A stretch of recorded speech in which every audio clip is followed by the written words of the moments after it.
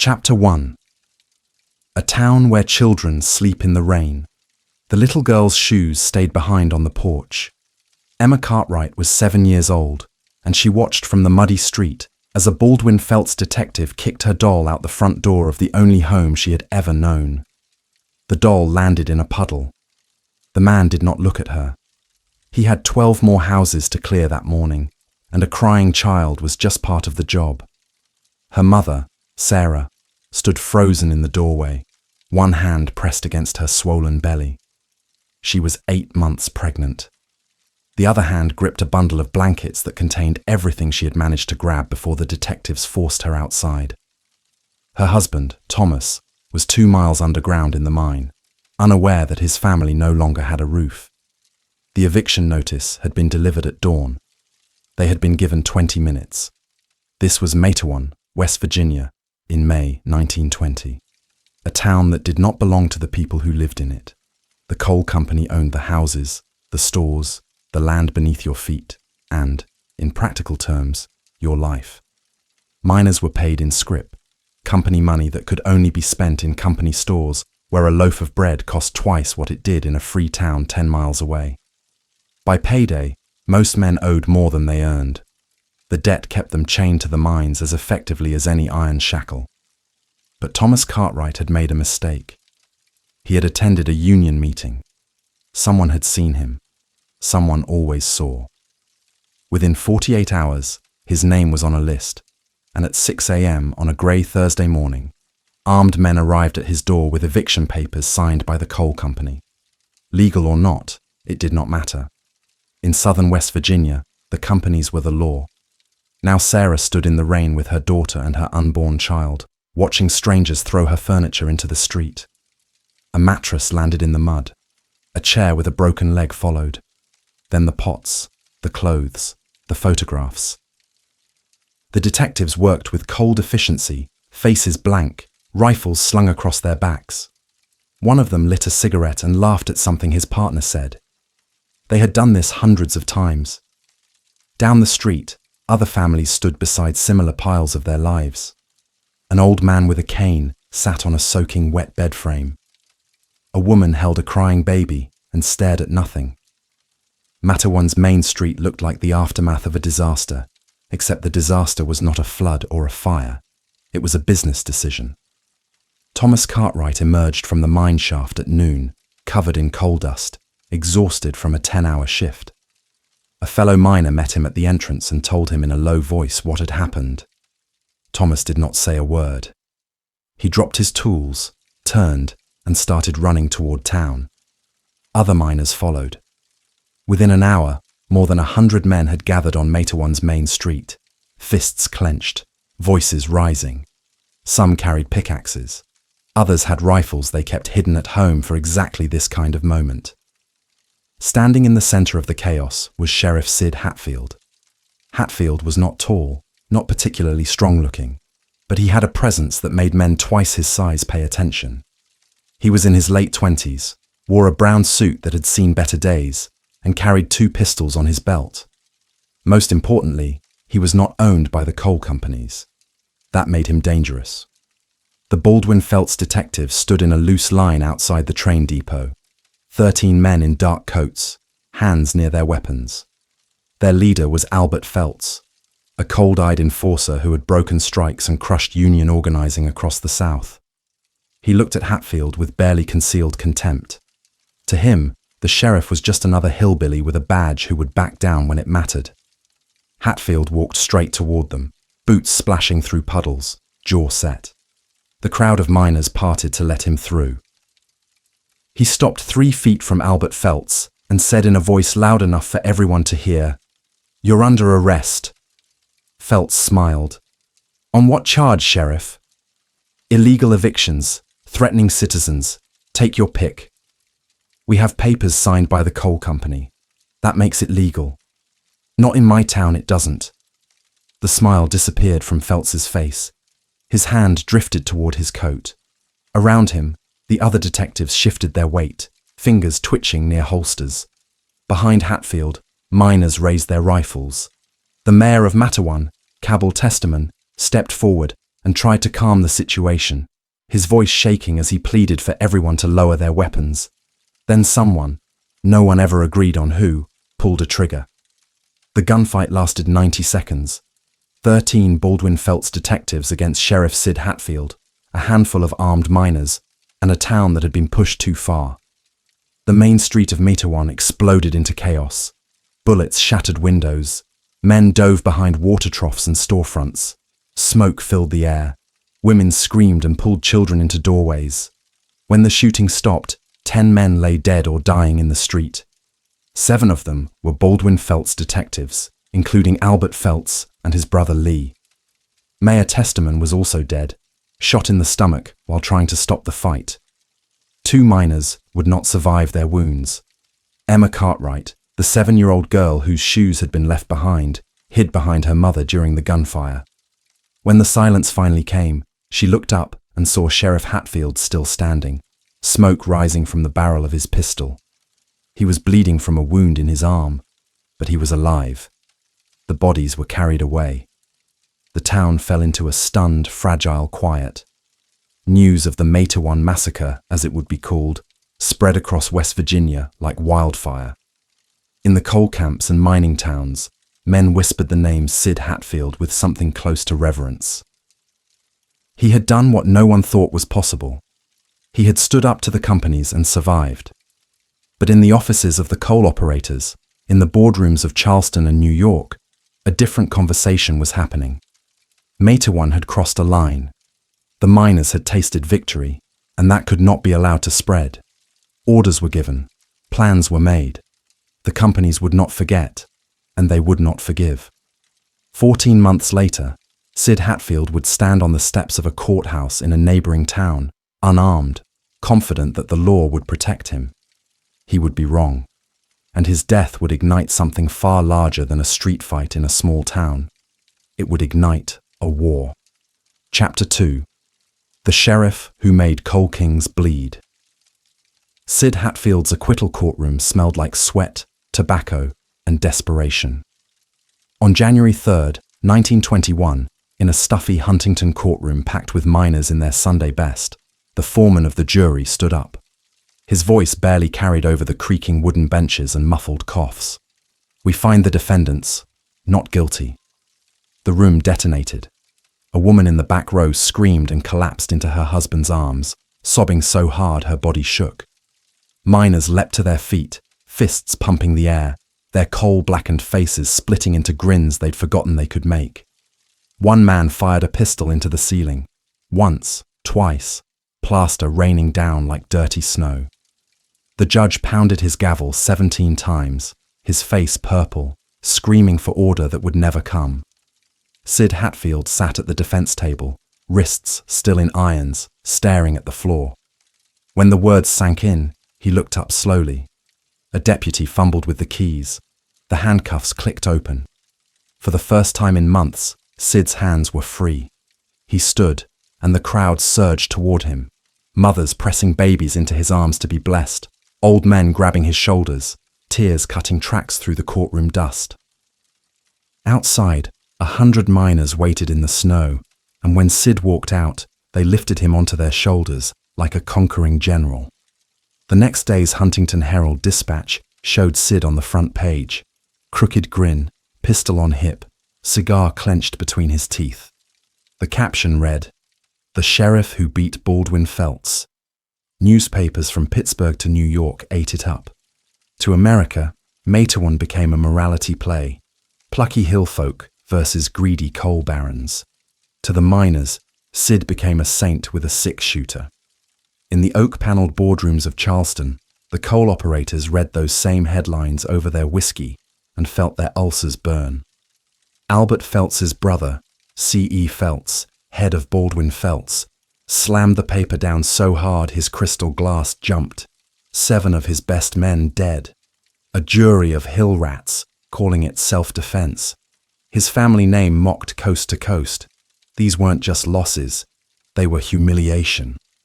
"Find me something we can use," he growled to his lawyers. "Everything, every parking ticket, every bar fight. Hang the bastard legally if we have to." Across West Virginia, The retaliation began quietly. Union organizers vanished from tent camps, some beaten unconscious in alleys, others found floating in the Tug River with their skulls caved in. Company guards machine-gunned Union meeting halls from moving trains, shattering windows and splintering pews. In Logan County, a miner named Tot Tinsley tried to speak at a rally.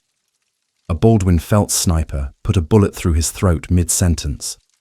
The man drowned in his own blood while the crowd scattered.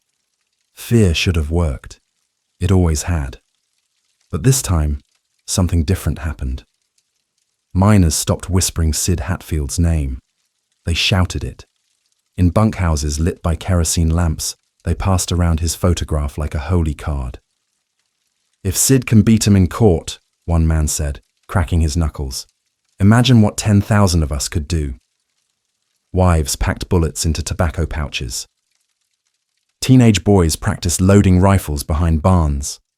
In barbershops, men traded stories of the courtroom like war dispatches. Heard he shot Albert Felts himself, right between the eyes. Sid felt the change too. Walking Mattawan muddy streets, he couldn't go 10 feet without a handshake, a backslap, a whispered, "We're with you, Sheriff." At Union rallies, he'd step onto a makeshift stage, a flatbed truck, a porch, a stump, and the crowd would roar before he spoke a word. He married Jessie, the mayor's widow, in a simple ceremony, but 500 miners showed up uninvited, firing shotguns into the air in celebration. The coal companies watched, and their quiet plans turned urgent. On July 19th, 1921, a subpoena arrived at Sid's office. New charges: destroying company property during a strike at the nearby Pond Creek mine. Court date: August 1st. Location: Welch, McDowell County seat, the beating heart of coal baron territory. Everyone knew what Welch meant. No friendly jury there, no local sympathy, just judges on retainer and courthouses where justice smelled like company scrip. Sid read the paper, folded it neatly, and tucked it into his desk drawer. "You goin'?" Jessie asked, her voice tight. He lit a cigar, exhaled slowly. "Course I am." Show of good faith. She grabbed his arm. "Sid, they'll kill you on those steps." He kissed her forehead. "They want me scared, Jessie. Only way I lose is if I stay scared." August 1st dawned hot and still. Sid and his deputy, Ed Chambers, both married men now, both fathers, put on their best suits. No gun belts, no hardware. Just two lawmen going to answer charges, trusting the system one last time. Mate one watched them go. Women stood on porches, twisting aprons in their hands. Miners paused at mine entrances, pickaxes over shoulders. Old men rocked silently on the railway platform as the train whistle screamed. Sid and Ed climbed the courthouse steps in Welch at 10:17 a.m. 7 Baldwin Felts detectives waited at the top. Albert Felts wasn't there, but C.E. Felts had done his work well. The men fanned out, blocking the doors. No badges flashed, no warrants read, just rifles rising in unison. Sid saw it coming. He turned to run. The first bullet hit Ed Chambers in the back. He pitched forward, dead before he hit the stone. Sid made it 3 steps before a shotgun blast tore through his stomach. Another caught him across the spine. He crumpled against the courthouse wall, blood pooling beneath him, gasping Jessie's name. 28 shots in 14 seconds. The detectives walked down the steps, past the bodies, boarded a train, and vanished into coal country. By noon, word reached Mattawan. By nightfall, it reached every hollow and camp from Bluefield to Williamson. Men sat stunned around kitchen tables, then stood as one. Rifles came off hooks. Ammunition crates cracked open. In one mining camp after another, the same words spread like fire through dry grass. They killed Sid Hatfield on the courthouse steps. Mother Jones, the legendary Union organizer, heard it in Charleston and wept.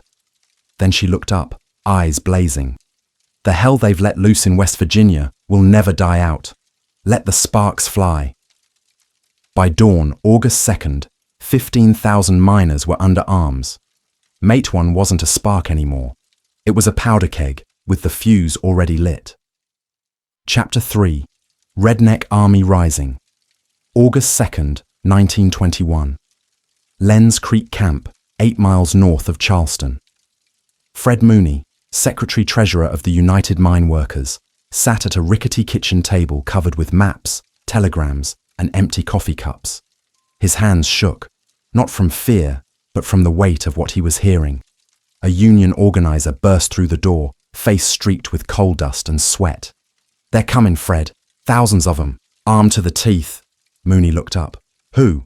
"Every miner from Cabin Creek to Mingo, marching south, saying no more talk, no more courts. Time for war." By noon that day, Mooney's kitchen became mission control for the largest armed uprising in America since the Civil War. Telephones rang off the hook. Riders galloped between camps on stolen mules. Messages scratched on paper bags warned, "Sid's blood demands blood."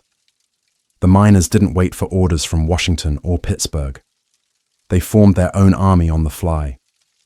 In the hollows of Mingo County, Italian immigrants who barely spoke English loaded shotguns beside black sharecroppers from Alabama. In Boone County, teenage boys shouldered their fathers' rifles while grandmothers sewed red bandanas, the redneck's trademark, for their wrists. By sundown August 3rd, the count hit 5,000 men under arms. By August 5th, 10,000. They called themselves the Redneck Army. No uniforms, no ranks. Just miners in overalls, carrying Winchesters, squirrel guns, and dynamite sticks taken from company magazines. Their officers were blacksmiths, mule drivers, and shift foremen who'd read one too many history books. Their general? Frank Keeney, a bear of a man with fists like hams and eyes that burned through lies. Keeney stood on a coal tipple in Madison, addressing 3,000 men packed into a mountain clearing. A thunderstorm cracked overhead, lightning turning his face ghost white. "They murdered Sid Hatfield on courthouse steps." Thunder drowned half his words. "Shot him down like a dog while he trusted the law. Now they think we'll crawl back underground with our hats in our hands." Lightning flashed. 10,000 eyes stared up through sheets of rain. "No more," Keeney roared.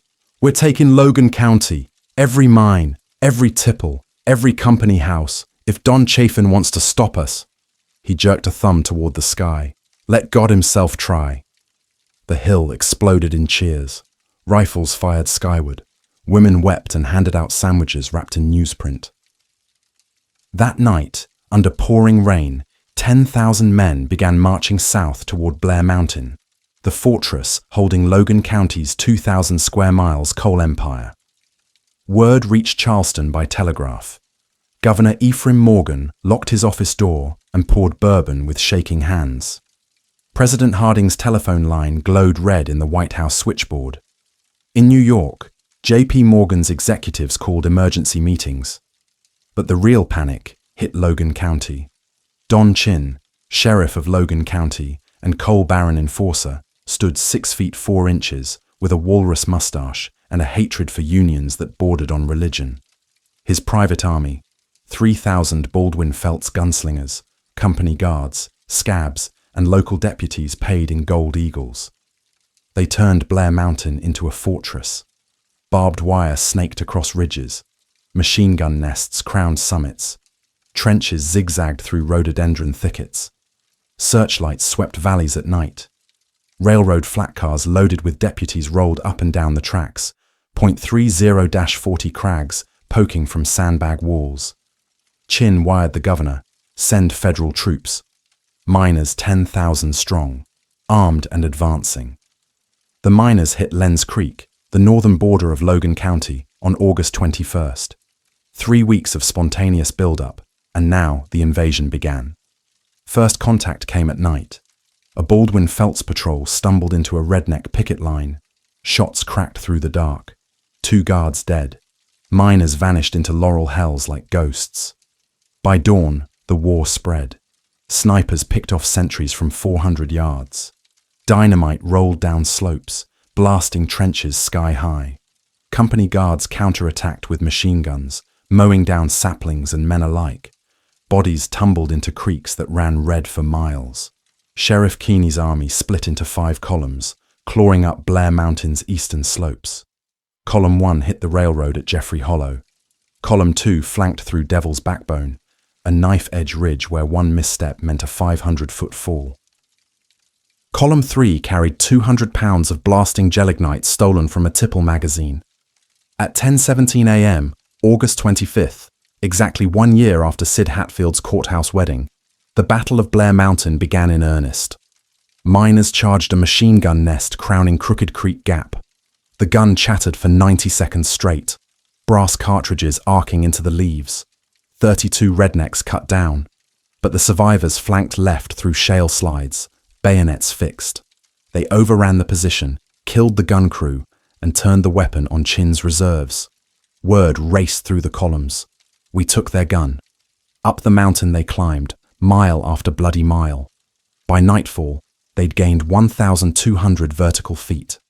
Dead, 172 miners, 94 guards. Wounded triple that. But momentum shifted. August 27th brought the turning point. Miners captured a Baldwin Felts supply train at Merrimack. Inside, 1,000 rifles, 100,000 rounds, and 2 Lewis guns. Now the hillbillies had automatic weapons. Chin's lines buckled. His 3,000 crumbled to 1,800 effectives. Reinforcements mutinied rather than face the human wave.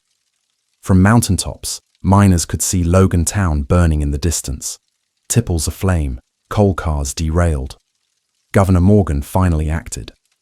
6 biplanes from the 88th Aero Squadron buzzed overhead, dropping rusty bombs converted from 25-pound artillery shells.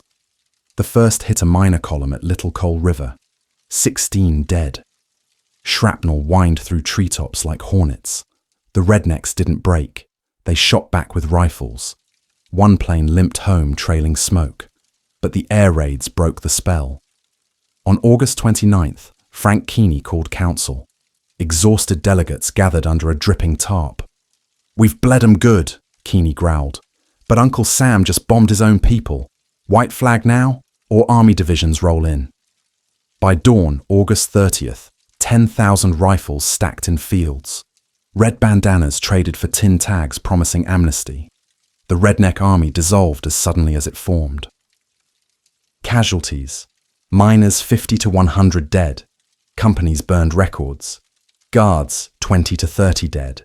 Arrests: 985 miners indicted for murder, treason, conspiracy. Logan County stayed non-union. Coal barons rebuilt stronger. But America would never forget. Blair Mountain proved working men could field an army bigger than the US Marines. That the government would bomb its own citizens to protect billionaires. That when you push people past desperation, they don't just strike, they conquer. 1 year after Sid Hatfield bled out on courthouse steps, his ghost had very nearly taken Logan County with him. But the war wasn't over. Not quite. Across the hollows, white flags came down. Red bandanas went back up. The coal barons had won the mountain, but they'd lost the future. Chapter 4. Justice in the Mountains. October 1921. Huntington County Jail.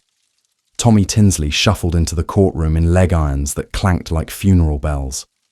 The 32-year-old miner from Mingo, father of 5, black lung already rattling in his chest, faced 1,247 counts of murder, treason, and armed insurgency.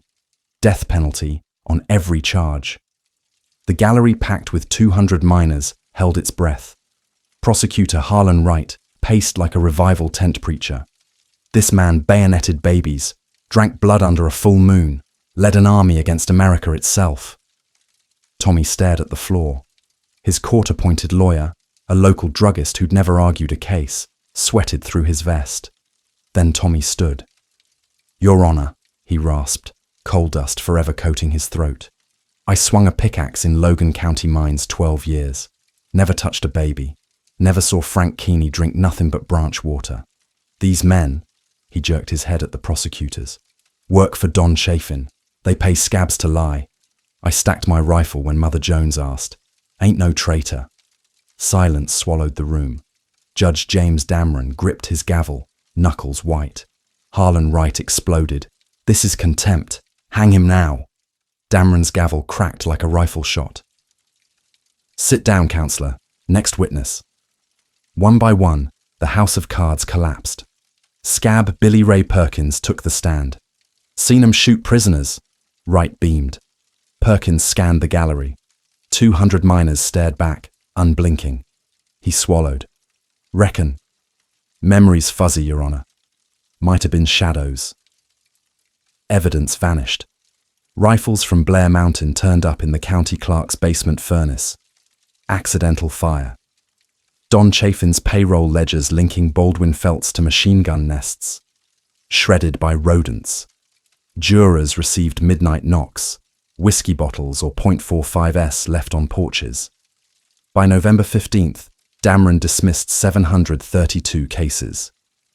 "Insufficient evidence," he growled, avoiding reporters. Tommy Tinsley walked free with a $5 fine for disturbing the peace. Not one miner hanged, not one convicted of murder. Don Chaffin read the verdict in his Logan mansion, hurled a cut-glass decanter through a window.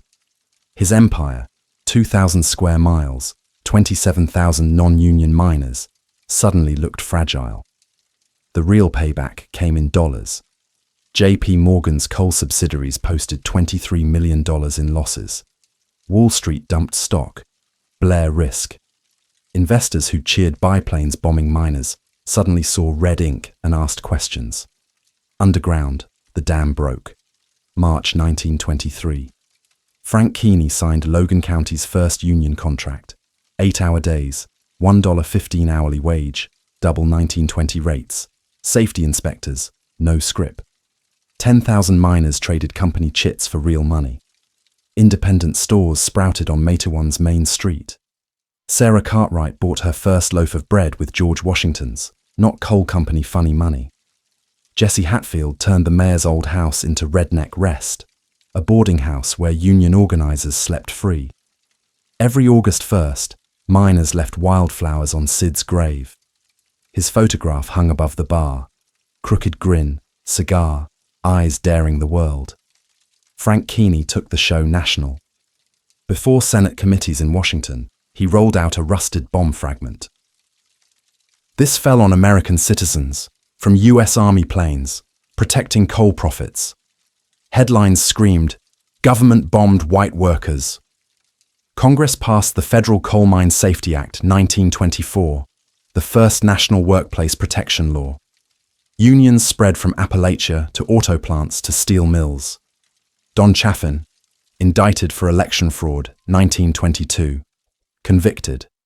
Died 1951 in a Charleston boarding house. His walrus mustache yellowed, fortune gone, name cursed by every schoolchild. Blair Mountain grew over. Trenches filled with blackberries. Machine gun nests rusted under moss. In 1979, a strip miner bulldozed Crooked Creek Gap and unearthed bones. 52 skeletons, hands wired behind backs, single .38 bullets through skulls. Company logs called them cave-ins. No names, no families claimed. Emma Cartwright died 1987 at 94. She'd kept her muddy shoes from that May eviction day, polished to a shine. Her last words to her grandson: "They took our dollies and our houses, but not our fight, never our fight." Matewan today has a union hall named for Sid Hatfield. Blair Mountain's a National Historic Landmark. Red bandanas hang framed in the state capitol. But the playbook never died. Private police to Pinkertons to Blackwater to corporate security. Bought judges to super PACs to lobbying firms. Bombs from biplanes to drones to regrettable force. Coal barons became oil sheiks, became tech oligarchs. Blair Mountain proved the truth. Push fathers far enough, take their homes, starve their children, murder their heroes, and they don't march on Washington with signs. They field armies bigger than the Marines, and no fortress holds against 10,000 mountain men who have nothing left to lose. Sid Hatfield's blood on those courthouse steps didn't just stain West Virginia stone. It rewrote what Americans believe power can and cannot withstand. When the meek arm themselves, even empires bleed.